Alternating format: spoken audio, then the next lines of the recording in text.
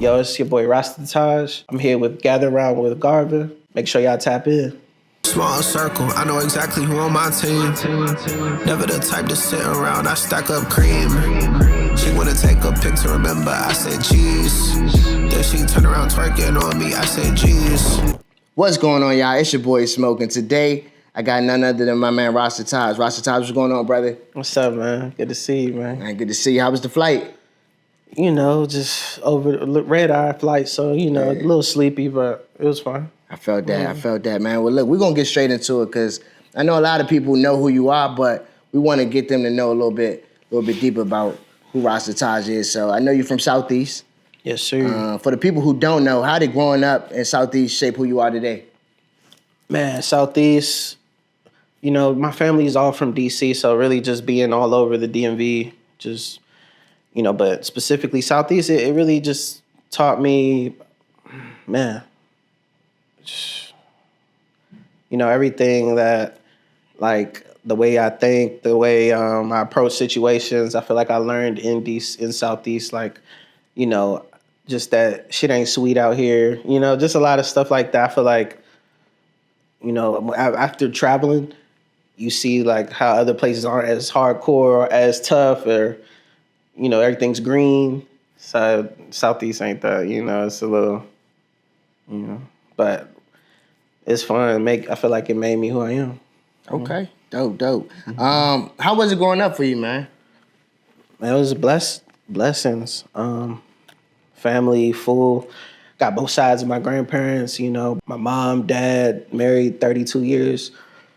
You know, it's a blessing, yeah. Got two little brothers, you know, like that real family. I'm very family oriented, so, you know, I feel like I'm blessed in all those aspects, you know. I'm family to my friends too, like, you know, they always had the house that everybody could come to and celebrate, turn up, you know, so, you know, my friends look at my dad like their dad type thing, you know, so. Dope. Yeah. Was there a moment where everything around you made you lock in on music as your path? A moment. Honestly, yep, it was a moment. I was living in Oxon Hill, Suitland, and I had a studio in the house, and I was like making like half the salary I was making with the government job in the home studio. So I said, you know, if I really lock in, I could take this, like, I could make this the full time. And I think just seeing those numbers made me believe in it more. Yeah. Dope. As far as a business, you know. Yeah. But I think the first time hearing myself on the radio, that made me feel like, oh, I can like really be an artist. Like, I'm on the radio, man. Like, you know. What station was that? KYS 93.9. Okay, 93.9. Yeah, shout out to 93.9, man. Always showing love to the home artists. So what college did you go to? And tell me about how your experience in college kind of like helped you perpetuate the person that we see. Mm-hmm. Man, it played a big part. I feel like, you know, in college you can learn yourself and what you want to be in life, what you want to do. So, you know, it gave me a chance to really process like who I am as a person and what I'm good at, what I'm not good at. So I would say, you know, and I was able to, like, I dropped my first single in college. So it made me, like, it was like my first taste of some exposure. I mean, I dropped some stuff in high school, but it was for play, you know, but I feel like I really tried to drop a song with a video and push it. And it was playing in the school cafeteria, people singing it on the sidewalk. I'm walking to class, like, they singing the song. I'm like, okay. Like, I'm starting burning CDs, like, you know, all that. I feel like college was like that hustle period, but it was like, okay, like, which direction we want to hustle for real?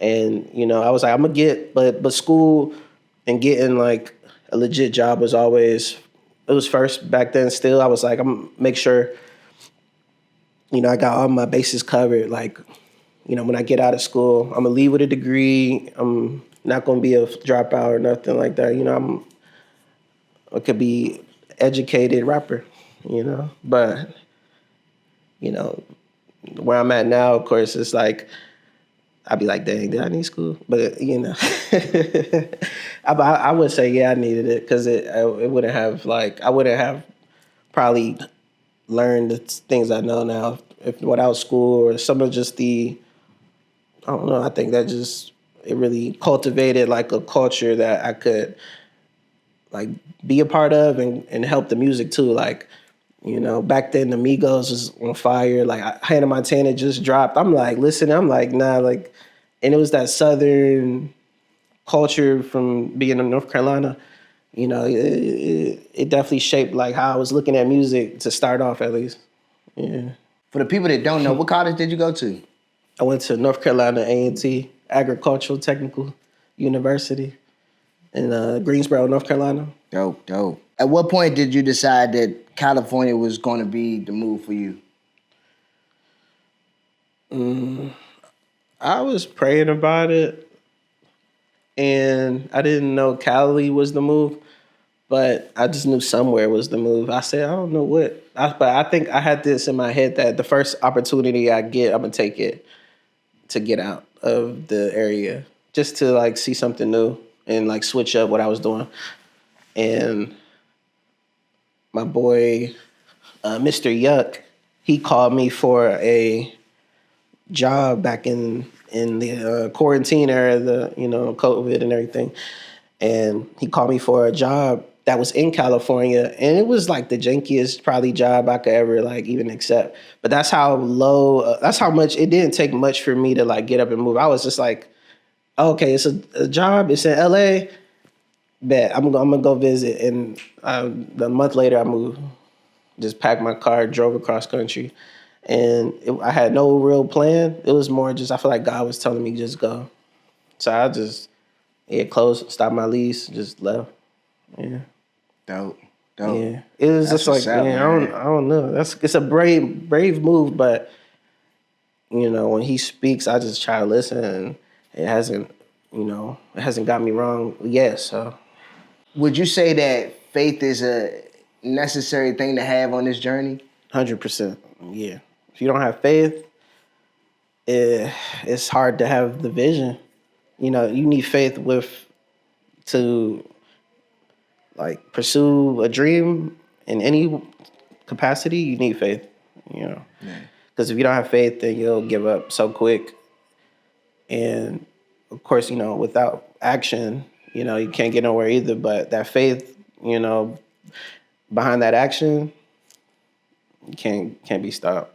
That's a fact. No, that's a fact, man. I agree 100%. I think that, most of the times when you see people navigate through this space, especially like in the secular world, right? Mm-hmm.